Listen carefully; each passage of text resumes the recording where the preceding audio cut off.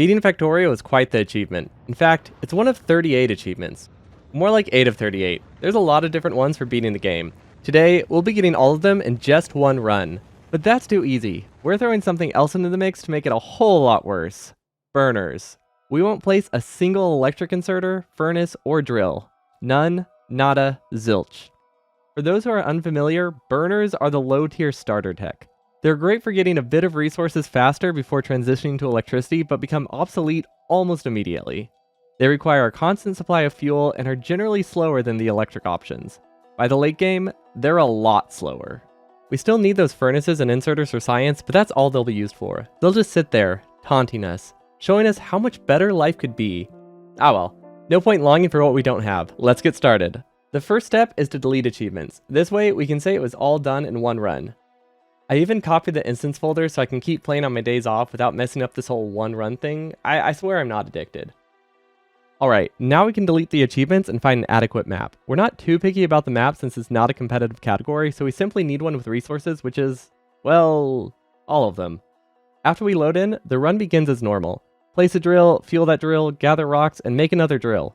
Typical. For about 1 minute, that's when we run into our first major hurdle. This dude is a lazy bastard, just like me. To complete Lazy Bastard, you need to beat the game with 111 or fewer player crafts. Thankfully, only 103 are required. That's enough remaining crafts for an extra drill and some furnaces. These extra crafts speed up the start, which is critical thanks to 2 timed achievements, getting on track like a pro, and there is no spoon. Okay, technically no time for chit chat is also timed, but you kind of can't beat the game within 8 hours without also beating it within 15. Time is funny like that. We'll touch more on the specifics later. The gist is that we have 90 minutes to set up automatic green science and place a train. All of this while having no electric inserters, no handcrafting, and no base plan. All we have is a hope, a dream, and a severe amount of anxiety from that timer ticking down. While we wait for impending failure, wait for some iron, we can chop trees, gather rocks, and hand mine copper. We need 34 copper and roughly 130 iron to set up automation before we can move on to the next phase of the run. Electricity. Wait, what? Electricity in a burner run? What gives? Since a few people asked during the run, there are no mods installed to turn regular machines into burner-powered ones. This is the start of a much larger speedrun project where mods are forbidden. There will be more details at the end of the video and pinned in the comments below, so be sure to subscribe if you don't want to miss out on the results of that run. Maybe we can even hit 7k subs by the end of the year. Now, if you're still worried this run is any less messy because of electricity, I promise you, it's not. Some things are slightly harder, some things are slightly easier, so it balances out. Honestly, the biggest difference is that I just can't clickbait as well. With that cleared up, it's time for automation. The bare minimum includes 1 offshore pump, 1 boiler, 1 steam engine, 1 power pole, a lab, and 10 science. This leaves exactly 14 crafts for our assembling machine.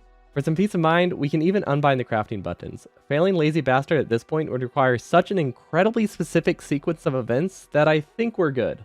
Now we can move on to the final phase of the run. Burner City. It feels weird to do the majority of this after automation, but we still need resources.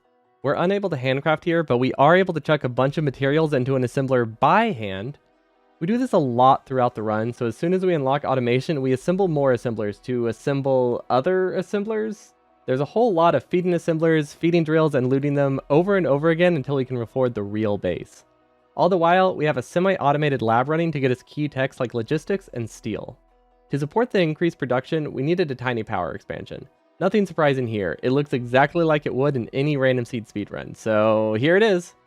It's not much, but we only need to power the labs and assemblers. It's kinda nice to use such a small amount of electricity. On the other hand, our drills use a lot more energy in terms of coal, which is incredibly inefficient, but they do make the lanes look like zebras, and that's kinda cool. Seriously though, we use such little power that this should last us until Gotlap, an achievement officially known as getting on track like a pro. We could get this achievement quickly by continuing to hand feed everything, but it's best for us to work on our normal base so we have something to expand from. Okay, normal is doing some heavy lifting there. Alright, a ton of heavy lifting. It's time to dive into why burner inserters absolutely suck. Every inserter needs access to fuel rather than electricity, so fully automating a furnace lane requires gaps to fuel the output inserter. That's kind of difficult to do pre-logistics. It's possible, but the design looks something like this, which is far from compact and very slow to build. Remember, we're at a time limit. As a result, we started with just the inputs until we could work towards full automation. So that's the first major problem. Burners are mechanically difficult to work with. The additional gaps and rotations significantly slow building speed. Then there's the second problem. They're far more expensive than their electric counterparts. Sure, they save one circuit per inserter, but we'll need more inserters per build and more belts for fuel. On top of that, they consume more fuel per action than even the most expensive electric option. It's awful. Okay, fine. Maybe I'm being too harsh on them. Let's switch to a positive. If they only perform one action every 5 minutes, they're cheaper to run because they have no idle cost. That's good for launching rockets and, not much else, but hey, one inserter is cheaper out of the 60,000 we'll use throughout the run. Anyway, back to the smelter outputs. There's 3 major designs we can go with. There's the first one I mentioned without logistics, but it's 30% wider and takes twice as long to build. The next option uses a splitter for every pair of furnaces. I'd say this one is the most common. It's quick to build, but isn't easily scalable once you need more than half a lane. It's also at risk of inserter burnout, or as I like to say, this design is unsafe. So that leaves our final design. Meet the coal grid. Smart Belt makes it incredibly simple to build because the undergrounds get auto-placed over perpendicular belts. Each inserter then has a dedicated fueling inserter grabbing from the coal grid. To move coal onto the grid, we can use inserters grabbing from a main coal belt. This fills the lanes evenly and is simple to build. With minimal effort, this grid can be extended to another lane and another and another. You could supply hundreds, even thousands of columns before belt throughput is a problem. The coal grid is the perfect size for assemblers as well, allowing any combination of 4 input and output inserters. It has dedicated inserters to fuel them, so there's no brownout risk. Overall, it's safe, and it has enough inserters for most applications. Alright, I've mentioned safety multiple times at this point. I should probably address that. After all, it's a key design philosophy for the whole base. You see, burner inserters only start with enough fuel to run for a few seconds. So safe, in this case, refers to an inserter that can refuel itself before it runs out of that initial fuel. It should also be able to do this reliably no matter how saturated the fuel belt is, at which point I consider it safe. I'll go over different instances as they come up, but let's start with this. Grabbing from splitters is generally not safe. The inserter that the splitter points towards won't burn itself out, but the other one is almost guaranteed to run dry as the fuel gets sparse farther down the lane. You run into a similar issue if you grab from an underground going away from your inserter. It can't extend fast enough. That's why the furnace outputs would be considered unsafe with those designs. The furnace inputs, on the other hand, are naturally safe for copper and for iron. That's because the internal buffer of the furnace is 2 ore, and the inserter can perform around 4 actions from its starting fuel. That leaves just enough energy to refuel itself, even if it fills the furnace first. The fueling inserters within the grid are incredibly safe, so long as only 1 or 2 inserters are grabbing for the same belt segment. 3 can cause issues, and 4 isn't really possible in a scalable design. If you really want to make a safe, self-fueling inserter out of an unsafe design, circuit networks are a great option. All you have to do is disable the inserter if there's not enough fuel in the belt. Now this won't work great here because it absolutely tanks performance if you add logic to 60,000 inserters, but it seemed worth mentioning because I know someone will suggest it. With all of that defined, our assembler design should make a lot more sense. 2 inputs go into gears and 1 outputs onto the belt. The input inserters aren't self-fueling because the internal buffer of the machine is too high, so there's only space for 2 inputs. This means the assemblers only run at 60% speed because burners are just so freaking slow. But it's worth it because they'll work reliably forever. Plus, they'll bump up to full speed as soon as we get our first stack size upgrade. We can use that same coal grid for an oversized circuit build. The grid is used in basically everything actually, so let's just assume that's the default from now on. These chips are a similar design to the speedrun build, but the fuel belt gaps make it much taller. With gears and circuits acquired, we can finally build them all. Burners don't have a longhand variant, but some machines need 3 or more inputs. To accomplish that, we'll weave undergrounds underneath splitters to function as pseudo-long inserters.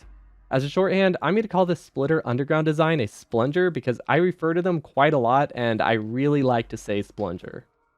Our biggest oversight here is that we didn't sideload iron onto this gear belt to avoid the splunger altogether and oh well, we'll need the splungers soon after that, so it's not a huge loss. Yellow inserters, for example, actually need both the belts, as do assemblers. We can get up to 4 unique input materials using a splunger, or 8 if we use 2 of them, so there's more than enough for any of our mall needs. The throughput isn't great, but what is with burners anyway? Whatever, let's go back to some more positives. For one thing, we don't need much copper. 1 hand-fed batch into circuits, and another hand-fed batch into red science, and we're good to go for quite a while. Another positive, inserter speed wasn't problematic for the science assemblers, so we didn't need any special setup here. Just a stretch of belts, a couple of inserters hooked up to the coal grid, and we finished early science. That leaves one last step before trains. Labs. We needed them up fast, so we threw down a solid row of labs, a thick row of inserters, and hand-fed them coal. This was the first and last build that was hand-fueled to this degree. In general, hand-fueling isn't great. will almost always need to be automated at some point, and carrying around enough fuel to consistently hand feed wastes a lot of inventory space. Nonetheless, Gotlap was less than 20 minutes away, so we really needed to cut corners. One coal lasts about 60 swings, so we need very little coal to get us to trains. Heck, they might even last until blue science. But that comes later. Right now, we have to cut the corners off steel. We don't need much, so we can set up a few hand-fed furnaces near iron in seconds and get more than enough. Half of it was fed into engine assemblers, and the rest was kept for crafting the locomotive and track. Looking at the timer, we'll have just enough time to loot the assemblers, wait for research, and... there's still like 10 minutes left? We could go for a stroll, even upgrade our base a bit. Especially power, which is way too close to failing. Turns out it's really easy to forget about power when you don't use it. Not surprising, considering our track record with forgetting power. Okay, so we have everything we need. Gotlap doesn't need a functional train, so we can just plop a few rails down in a random spot, add a train on top, and we got Gotlap. And we got God as well. That's when you place a train, but without a time limit. It's called getting on track. Get it? Got it. As a comparison, the 100% speedruns have bots place this train. It's bonkers. So yeah, bear that in mind as we got nothing remotely close to that thanks to our burners. We also get our map gen rules from the 100% category. Basically, anything that doesn't disable achievements is fair game. So, that's one time limit down, only one to go. That leaves 5.5 hours to launch a rocket, or you fail there is no spoon. I wasn't too worried about missing that one, but there were some things to keep in mind as we work towards it, otherwise we'll fail the run. Firstly, there's our personal challenge of not placing electric conservators or other non-burner things. Secondly, we have to avoid placing laser turrets if we want to unlock raining bullets. The large starting area and the disabled pollution spread prevent any attacks from happening unless we walk directly into base, so it's not likely we'll need laser turrets anyway. Similarly, we can't place solar panels or logistic chests because those also block achievements. Speaking of, those two achievements seemingly contradict other achievements. How do you use logistic bots to deliver 10,000 items for delivery service if you can't use logistic bots? And how do you produce 10 gigajoules using only solar panels for Solaris if you can't build solar panels? That's easy. All these limitations end as soon as the first rocket is launched. This includes logistic network embargo, raining bullets, steam all the way, and yes, lazy bastard. So yeah, easy peasy, livin' breezy. Back to the run. As with most runs, we'll need construction bots to make a large base quickly, along with more resources to supply them. We'll need the bots for some achievements too. While working on these expansions, our labs will continue to research everything for oil, base upgrades, and inserter capacity. Green Science allows us to unlock up to Inserter Capacity 2, which enables all basic inserters to move 2 items at a time. I generally refer to this as Stack Size 2 because it moves a stack of 2. The nearly doubled inserter speed makes our gear and circuit assemblers run at full speed. It's not without a catch though. More speed means more resources, and furnaces won't run faster with just stack upgrades. That means we need more of them. The new iron and copper lanes were identical to the first ones, but steel gets messy. With a 5-wide coal grid, there's not a great way to direct feed between furnaces like we normally do. It would need to be a bit wider and isn't particularly compatible with hand building. Instead, we need a fuel belt in between the furnaces to receive iron. Only one problem. This lane isn't safe. The internal buffer of the steel smelter is too large, holding over 10 iron. That's 2 times what an inserter can move before starving itself. To prevent this, we opted for dedicated fueling inserters. Slightly more expensive, but is way cheaper than lost production and doesn't increase build speed much. Plus, it's bot-proof in the sense that the inserters will stay safe regardless of the wacky order that bots build stuff. Bricks were also unsafe since their buffer is right at the threshold for burners having enough fuel, but we didn't actually know that at the time. Fortunately, we made too many, so at least some of them worked. Now for the part we've glanced over, the drills. We've been focusing on the inserter since that's the slowest and most complex part initially, but now we're about to ramp up expansions. We'll cover the main 3 ones here: Zebra, Helicopter, and Pure Mining. Yes, I did just make those names up, but I didn't just want to say first, second, and third again, so bear with me. For our early designs, we put fuel on one half of each belt, which made a striped zebra effect. This fuel powered the lane in front of it, along with the furnace lane it was sent to. It's the fastest design to build, and decently compact, but balancing coal with it is finicky, and it uses double the belt over long distances thanks to sharing the lanes with fuel. Still, it was a great option for early game due to how fast, simple, and cheap it was. But we can do better. This one came to me in a dream. I woke up with this idea for an ultra-dense helicopter setup, named because the inserters at the start just keep spinning right around. It's pretty dense compared to other options, but it's really slow to build. The constant spinning also increases the fuel consumption of the entire lane by up to 5% because they just don't stop never stopping. So that left our last design, Pure Mining. For early builds, we used a cheap version that uses primarily regular belts. It's cost effective, but less dense. As our factory grows, we'll swap over to an underground belt variation that staggers the inserters and weaves belts underneath them. Doing this is slower and more expensive than the standard variation, but it is more dense. These two pure mining variants seem to be the best balance of patch coverage and speed, so we'll use these for most of the mid-game builds. Considering how large the patches are, you'd think the density wouldn't matter, but when the densest burner drill option pales in comparison to electric options, yeah, we need it as dense as we can get. Pure mining and helicopter mining don't supply their own coal like zebra mining did, so each furnace lane needed a fuel belt. Using inserters to distribute coal here was cheaper and faster than the splitter, and boy did it drain that coal. It was time we built a few more coal drills, all of which recycled their own fuel. It felt like too much coal for our base size, but we need to start things quick. If we look at our average consumption, we really don't consume that much coal. But average consumption only matters after fuel backs up. That won't happen until every tile of belt is filled and every internal buffer of every furnace and inserter has coal in it. Overproduction saturates the belts faster, which starts builds earlier, which offsets the cost of building extra drills. Alrighty, now to spin the new resources. We expanded our mall to make more than just belts and inserters, then moved on to oil. We don't need that many oil buildings, so handcrafting them would be great, but lazy bastard still plagues us. That leaves us with the next best thing to handcrafting: hand feeding. Just toss some steel and bricks in a chest and change the recipe as needed. We also unlocked the achievement Eco-Unfriendly by researching oil, but let's be honest, our burners are far less eco-friendly. Now I typically dread oil in challenges, but here it's no different than a normal run. All we have to do is walk normally to oil, drag pipes, and hook up the refineries. Wish I could say the same about plastic being normal. It's somewhat similar to an electric design, except we have to leave space for fueling the output inserters.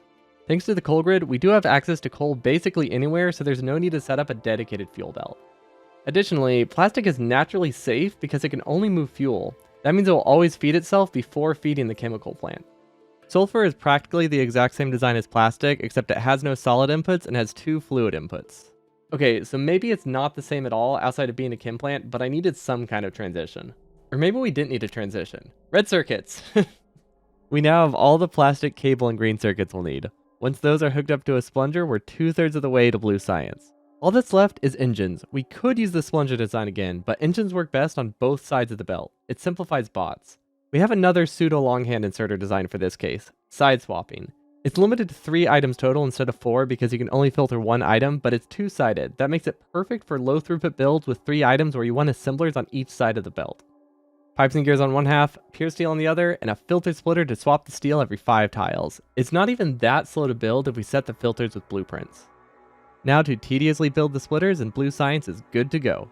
Before we can even use that science, we'll need to remodel our labs. The hand-fed fuel is running low, and our labs are only designed to handle 2 sciences. The splunger comes in clutch here, being able to hold 4 of the 5 sciences we'll need for launch, and if we add a science to the coal belt, then we have them all. Once the timed achievements are out of the way, we can redesign it to handle all 7 science packs. Right, now we gotta prep for bots. Energy costs are about to skyrocket though. Bots are power-hungry fiends, and we need to keep them happy. Oh, and remember how burner inserters are slow? Yeah, it means we needed 2 steam engine assemblers to produce any useful amount of engines. These ones can't even run at 20% of their max speed. Inserters weren't able to keep up with sulfuric acid either. Each plant needs a water input and an acid output, so there's little remaining room to add inserters while maintaining a hand-build friendly design. We only managed to get 2 inserters out of the 5 it would need to run this at full speed. Fortunately, that's the only remaining bot component with throughput issues. Batteries produce slowly, so we can make do with 1 input and 1 output inserter. Electric engines and robot frames are even slower and just as simple, although the frames do need a splunger since they require 4 resources. Bots will need a home, so we can ever so slowly automate roboports near blue science. It's only a stone's throw away from every resource it needs. Lastly, we have the lovely bot assembler. With bots, we've reached our favorite turning point in each run, except this time, we're not even halfway done. No, not even close. Oh right, construction bots are fair game by the way. They have to be since they're required for a few of the achievements. We'll need to build 100 items with bots, deconstruct 100 items with bots, and construct more with bots than we built ourselves. This last value is dynamic, but we've placed around 8,000 items by this point. In a base like this, these achievements unlock almost immediately after getting bots. Even more important than achievements though, bots are super fun. They allow for stupid designs which wouldn't be viable in bulk without them, such as the prophetic helicopter drills or the silly splungers. All in all, they're a must to keep this run interesting. The next few hours are about to fly by, but there's one last thing that had to be hand-built: provider and storage chests. Higher tier chests are forbidden thanks to the embargo, but red and yellow chests are still fair game. These allow bots to grab stuff for blueprints, so we need them before bots can work. After that, it was copy pasta time. We had the coal grid locked in, multiple options to fake having log inserters, and an extreme anxiety from that 4-hour time crunch. There were 2 quick upgrades we could start with, steel furnaces and red belt. Ordinarily, I'd recommend against red belt and self-fueling burners. The belt moves so fast that the burners just can't reliably grab fuel before it passes. We reduced this effect by saturating the belt with coal and only then making it red, and downgrading it to a yellow belt halfway through, which creates a sort of traffic jam and resaturates the belt. It's also cheaper. Oh right, we automated steel furnaces by the way. They only need 2 inputs, so it wasn't a particularly interesting build. The main thing to note is that they produce real slow, but that's not news, is it? We're using burners. Another easy upgrade is green chips. High tier sciences need a lot of them, and we have design ready-made. This gives bots something to do while you figure out drills, and coal is low? Really? We had a whole segment about coal expansions already. Well, that's burners for ya. The fuel that was backed up on the belts drained real fast as bots built the base. Bright side though, our safe designs are resistant to shortages. If they were unsafe, they'd probably run themselves dry. Either way, coal should be fixed soon, so we can go exchange those green chips for significantly fewer blue chips. One side of the assembler needs to be kept open for pipes, so we used a splunger variation that has 1 input and 1 output belt on the same side. Unfortunately, we forgot to leave space for supplemental green chips and had to watch our bots painfully rebuild it ever so slightly to the left. We'll also need a lot more oil for this phase. Advanced oil refining plus oil cracking is perfect for these kinds of long runs. It uses up to half the power and up to a quarter of the oil compared to basic processing. The actual value depends on if you want petroleum or solid fuel, which have different efficiencies. We're on a time crunch though, so we solved any imbalances by just building a large array of tanks. Somewhat costly, but it's not as costly as time. Future Anti can deal with that problem. The oil will eventually get turned into solid fuel, but not quite yet. Notice how I've been calling it the coal grid and not the fuel grid? That's because there's a couple designs in the base that will completely break if solid fuel is on the line. The most obvious one is plastic, since it specifically needs coal for the recipe, but labs would break too. There's a coal filter to stop science from going too far past the labs, but it would also stop solid fuel. Every lane past labs would then starve and stall. Both of these designs can be fixed, but they'll have to wait until the timer stops ticking down. So, we have bots. We have oil. Now we need resources. They're quite far, so fueling them will be a problem. That's a long way to drag a fuel belt. There's no coal near the copper patch, but there is oil. We'll have to stick to basic oil processing for this one and take the hit to efficiency because there's just no water around. Hey, it's a burner build. How much efficiency can we really expect? As it stands, it's already crossing a few hundred tiles just to reach our base. What's that? The resources arrived during my fuel rambling? Awesome. It's about time to get some more achievements. These ones just kind of happen if you're making a large base, but it felt right to mention every achievement at least once. These include Iron Throne, Circuit Veteran, and Computer Age. They unlock by reaching a certain hourly production of iron plates, red chips, or blue chips respectively. Each have 3 tiers that are ever so slightly harder to unlock. We'll just say that all 9 of these are done since we don't really have to think about them to unlock them. Now we can move on to LDS. Low density structure checks all the boxes for a double-sided side swapper since it only uses 3 resources and is slow crafting, but the 1 belt of copper would drain much faster than the other resources. The splunger works, but that's only one-sided, which wastes space. To solve both these problems, we'll stagger the splunger. Can you tell I like to say splunger? We have 2 belts of pure copper with a half belt each of steel plastic in the middle that shifts over with each splitter. And that's it. LDS is done. Yellow science can then fit nicely next to it and is a perfect candidate for the standard splunger. Purple science was much less trivial, as always. We've only made one of the ingredients for purple so far, production modules, which weren't too bad. 1 input belt, 1 output belt, and no throughput problems. We can even throw down some speed mods while we're here since they're literally the same recipe. Then we have rails. Rails seem dirt cheap, but when making them in bulk, the price quickly adds up, especially the steel cost. Also, they're output limited until our burners get the final stack size upgrade. The easiest solution here is making too many assemblers. Assemblers are practically unlimited at this point, but player time, there's less of that every second. A handful of wasted assemblers is a small price to pay for a functional build that doesn't take time to set up. Up next was electric furnaces. They don't have the same throughput problems as rails, but they do have the same time is limited problem. So we treated them the same way. Too many assemblers, our favorite splunger, and a belt of science. Also using a splunger. That's all there was to getting science running to some degree. It's a bit wonky in terms of assembler ratios, but it will get us that spoon once it's connected to labs. We've established that wasted resources are cheaper than player time right now, so to make the labs safe, we just threw down far too many inserters. But hey, we have science. Or not? Steel is low. Who'd have thunk? It's not like it's the main bottleneck for every single run we've done since the dawn of time or anything like that. There's enough steel going around that we can toss some into temporary buffer chests, but not enough time going around to get a full new lane up and running. This better be enough. Next is RCUs, which is tied with modules as the easiest build we've made all run. No throughput issues, only one belt of inputs. It's a dream. Heck, a couple coal in each inserter and these would last the whole run if we wanted, but the coal grid is nearby, so there's really no point for that. Rock fuel is probably the second easiest build. The inserters are naturally safe since they only move fuel, although they do consume the first couple rocket fuel produced by each assembler. Which reminds me, chat asked me a lot about rocket fuel during the run because it's such a dense fuel source. With burners, the limit isn't how much power you can supply, but how many fuel items you can supply. Each build here has 500 megawatts going in, but it takes 25 times longer for the rocket fuel design to start. Doesn't matter if it's coal, solid fuel, rocket fuel, or heck, even nuclear fuel. Not like burners can mine uranium anyway. What it all boils down to is that it's a heck of a lot easier to supply 1,000 coal or solid fuel in a short period of time than it is to supply 1,000 rocket fuel. Alright, so that's the last of the rocket parts, and the clock is really ticking. Research is struggling, but seems to be holding on. We can loot most of the silo materials from belts, aside from concrete which can be hand-fed wherever. We only need 1,000 of it total. There's one new item for launch this time around. You, sir, are a fish. This lucky guy is going to space, and oh geez, the time is ticking. We have to speed up. Beacons and Prod 3s are still crafting whatever nook they fit in. This monstrosity of a base is at least 40% wider than it would be with electricity, which adds a ton of walking time, especially when you're only 7 minutes from launch. Wait, 7 minutes? All that's left is to fill the silo and panic. Do we have everything? Where's the fish? Oh, there he is. We put him in a box. How's the silo doing? 70%. With 5 minutes left? We had way more buffer than expected. We can relax. This fish is about to launch, and look at what we get in return. All 8 launch achievements. That's 1 for launching the fish, 1 for beating the game, and 6 for beating the game with the limitations mentioned at the start. They're on the screen if you need a refresh. The only remaining limitation is our self-imposed one, which is the worst one admittedly. At least the timed achievements are done, so we can spend our entire lives wasting away on the rest of them. Seriously though, I can't believe we cut it so close on our first attempt. Did I mention this is our first attempt? Because yeah, it definitely was, and I need to come clean. This was actually the second run. I lost most of the footage from the first attempt, but it's all good, because I was a bit too slow and actually failed There Is No Spoon. Considering how close this was, there was almost a third attempt, but hey, we did it! We officially have no more failable achievements. Now I still have the save of the first attempt, so I thought it would be nice to go over some key improvements. The biggest advantage this time was a strict adherence to the coal grid. Does it always make the most optimal designs? Not at all. Flexible designs don't tend to be maximum efficiency.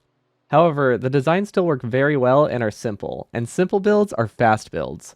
You can see it here in the OG mall where I used a weird looping coal belt with no straightforward expansion properties and no way to balance the fuel lanes. Another big difference was early labs. I opted for full automation with the side swapper right off the bat for the first run. Slower, pricier, and completely unnecessary before bots. On the revisit, we opted for a single straight belt, no gaps, and hand-fed inserters. On top of the build differences, we are just generally more practiced round 2. We are 6 minutes ahead by GotLap and a whole hour ahead by launch. It really made the difference. Anyway, back to the present. With the time limit gone and a clear conscience, a heavy burden has been lifted. We've only produced 4% of what we need for every achievement, and I don't think we want to be here for weeks, do we? Let's get cracking. The first achievement to work towards, Tech Maniac. And we can lump in minions as well. Basically, we need to research a lot. You need more than 40,000 each of red, green, and blue science, and over 20,000 each of yellow, purple, and gray science. That's enough to research all the non-infinite techs, which unlocks Tech Maniac. On top of that, unlocking minions requires a follower capacity of 100. That's an additional 6 rocket launches and over 5,000 more of the other 6 sciences. The saving grace here is that burner inserters are terrible. Yep, that's a positive this time around. Okay, fine. It's more of a glass half full sort of thing. We don't need to research fast because we aren't fast. All this to say, there's a lot left to do. First up is rebuilding every corner we cut in lieu of a sustainable base. That ranges from simple tasks such as straightening out some belts to equally simple tasks such as finally automating drills. It's embarrassing to admit, but drills were hand-fed up to this point. Early expansions were so slow that we managed to produce enough by shuttling furnaces maybe 3 times during the entire run. We also finally had to swap builds over to solid fuel. Any splitter that specifically filtered coal had to be changed and flipped to avoid breaking lanes, like in the science lane. The new logic says send science to the right instead of send coal to the left. The cleanup phase also included some more red belt and furnace upgrades. The inserters are still unsafe with red belts, so we were careful to only upgrade backed up belts and not use it for new belts unless we change the design. An hour of upgrades later, and we can finally start the real fun. Mass expansion using the lowest tier tech available. Prod mods are a great way to kick off the expansion. Production is so slow with burners that we have all the time in the world for the resource investment to pay for itself. Plus, we'll need more for purple science if we want to get mining productivity and stack size upgrades anytime soon. We can lump speed mods in here too, but those are almost entirely for science. I mean, come on. Burners have so few builds that aren't input limited. Imagine increasing crafting speed when our inserters are already on the struggle bus. Up next in our base overhaul is oil. It's high time we actually added oil cracking. Simple pump logic sends excess heavy oil and light oil to a cracking plant, breaking it down into petroleum gas to prevent refineries from backing up. We kept the basic oil processing up as a backup to prevent plastic from stalling, but it only ran if there was a shortage of petroleum gas. After that, we have chips and more chips.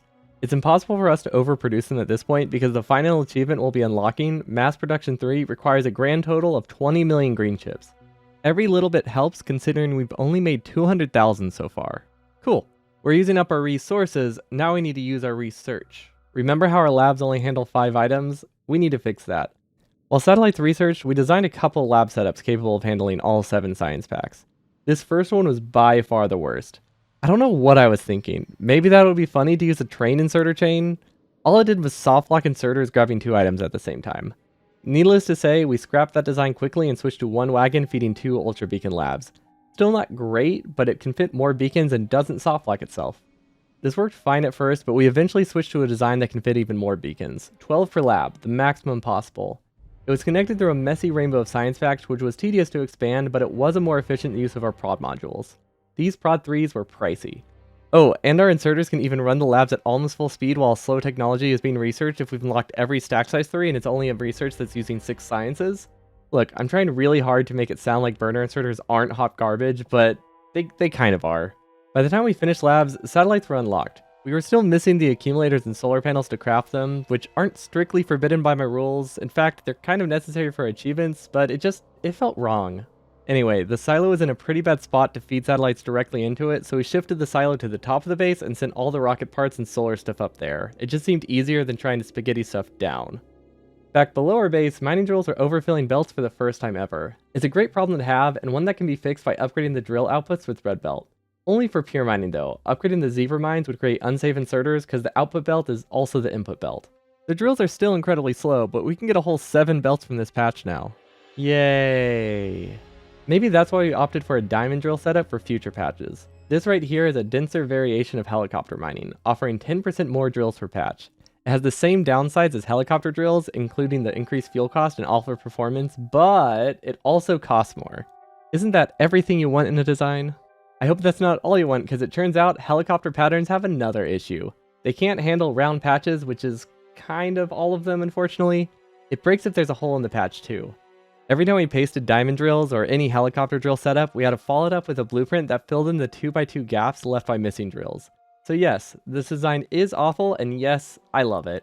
It perfectly symbolizes the pain of burner inserters. They're slow, and they have a lot of quirks, just like this base. Hey, at least we have coal for grenades now. Grenades serve 3 purposes: combat, deforestation, and military science. One thing to note here, these inserters seem like they'd be safe considering the recipe contains coal, but selfing is only safe if they can't move anything except coal. Thanks, dedicated inserters. We'll need walls as well for military packs, which weren't conceptually hard, but burners ain't running that thing at full speed. More assemblers it is. The final step for military science was piercing rounds, which was a perfect splunger candidate. Considering there's at least half a day left in this run, we only needed 4 assemblers here, not 21. Either way, Tech Maniac and minions were practically complete, minus the 12 hours it'll take to actually complete them as we wait for research. Alright, expansions have been going decently fast now. Red chips, green chips, blue chips, we've got ourselves a whole party pack of chips here. Now we can research those utility techs more quickly, such as mining productivity and inserter stack upgrades to make our pitiful burners less pitiable. We can get these even faster by swapping to assembler 3s for the pricey sciences, especially if we fill them with prod 3s. That boosts our bonus crafting from 8% to 40% for free, if you ignore the cost of the module. It's straightforward too. 1 long belt going up from the old assemblers with the old inputs, and a whole lot of beacons and inserters surrounding the new assembler. Okay, so maybe it's not free, but it's worth it. The biggest downside here is power draw. Modules increase power consumption by a lot. By the time we finished all these upgrades, we were struggling with power. Let me repeat that. We managed to develop power issues in a burner base. How do you do that? In an ideal world, we'd offset this by using advanced oil everywhere, but we're struggling to get water from the lake as it is. It's fine, we did eventually manage to get power up and running. Alrighty, that's enough of the important expansions for now. It's time for something incredibly useless. Trains. They're really not great for burners. Even if you can manage to put the maximum of 12 fully upgraded inserters on a wagon, they're just barely capable of filling a yellow belt. They'll also need obscure fuel logic to make them work. If you want to skip the fuel logic, you're limited to 5 inserters per wagon on average, which isn't even close to filling a belt. As an example, here's a basic setup capable of handling almost 4 belts of ore. Now here's an electric setup that can handle the same amount, but consistently. Yeah, burners aren't effective. So why use them here? Wagons act as giant filter chests. Theoretically, this means they can function as flexible mauls. Not high throughput by any means, but it can make a lot of different items as needed. You can only get 1 to 3 inserters per assembler with this setup. That's pretty rough considering our standard maul can fit 4 inputs easily and still have access to 8 different resources. I can confidently say this was awful. Czech could tell too. They called it the most egregious use of trains, but I know they really meant ingenious. An ingenious way to kill 90 minutes at least. Alrighty, back to our regularly scheduled programming, and it's time to get serious. There's one difficult achievement left in the run, or at least difficult to get quickly. We'll need to produce 20 million green chips to unlock mass production 3.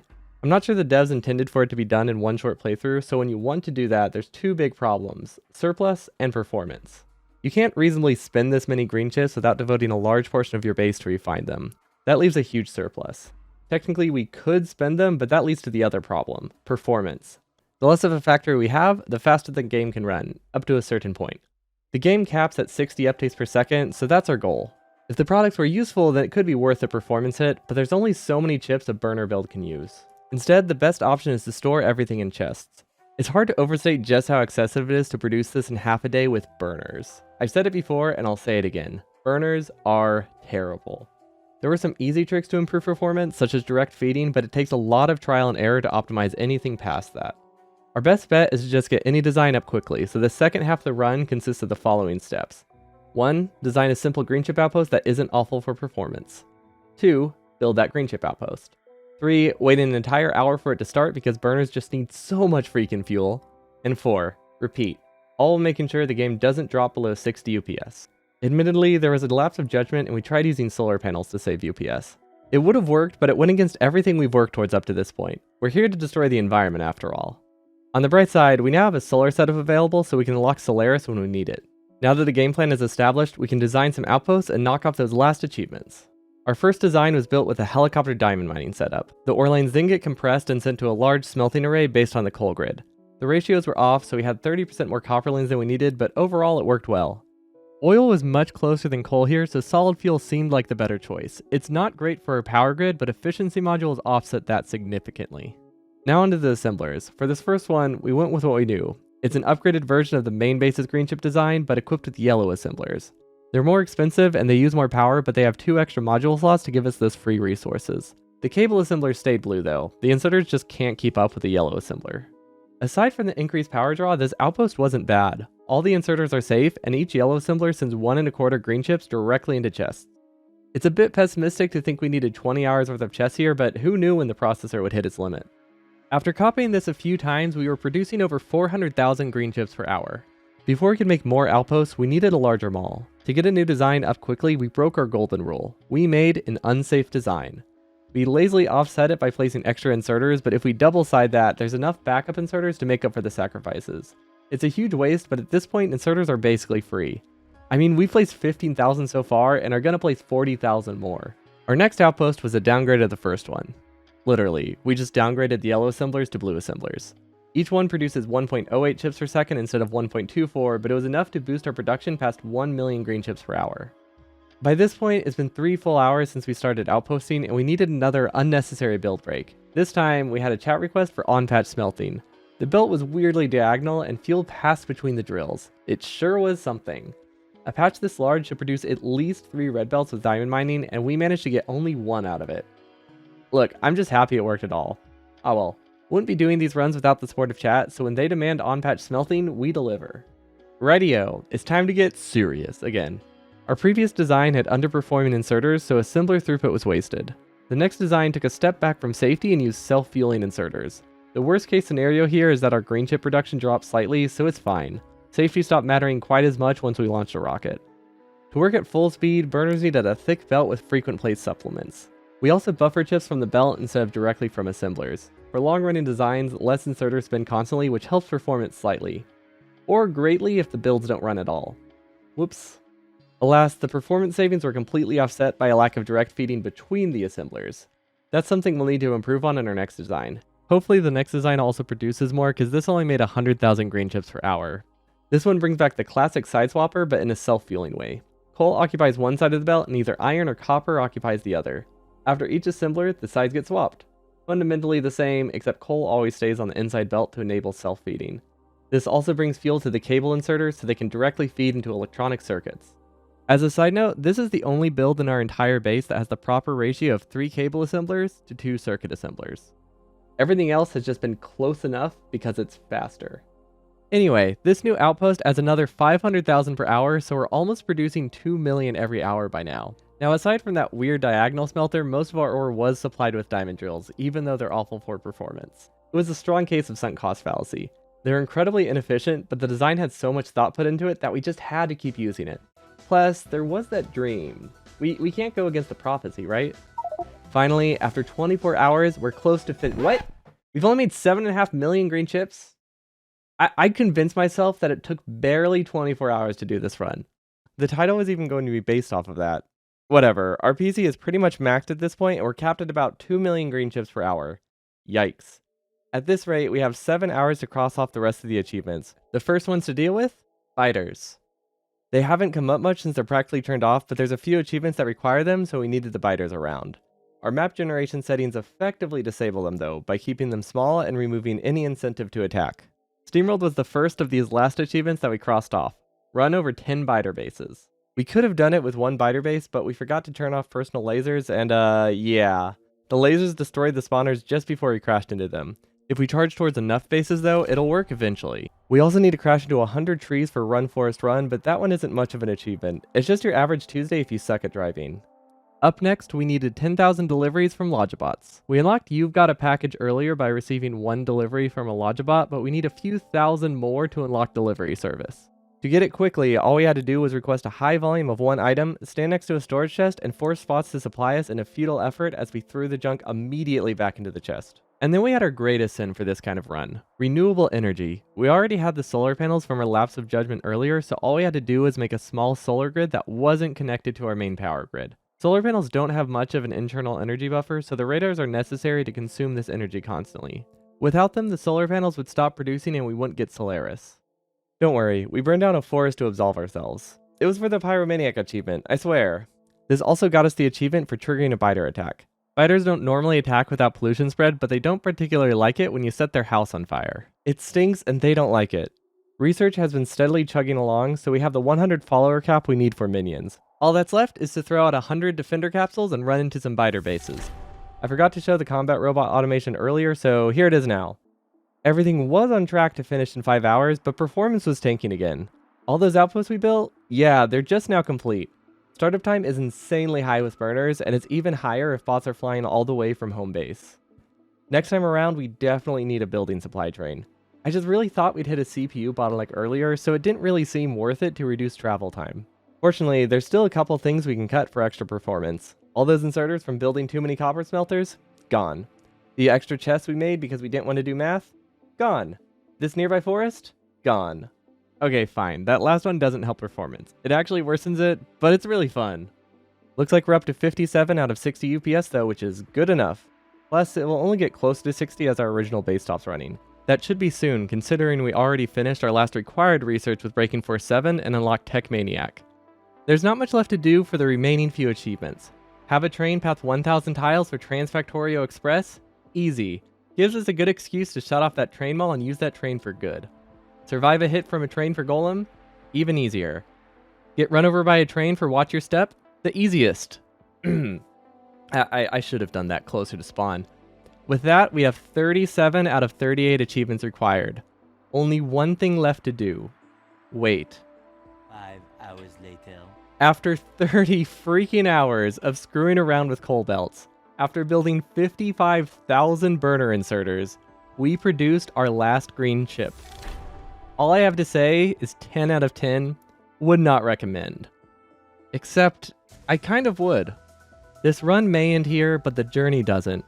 I had an absolute blast messing around with burners in ways I couldn't imagine, so I spent over 200 hours designing a full-on speedrun base around them. A base fast enough that we can do this all again in just one stream. So catch me live all day October 19th at twitch.tv/antipatience if you'd like to see my first attempt at the new base. More details can be found below, but let me warn you, this new build is incredibly cursed. So long, and thanks for all the fish.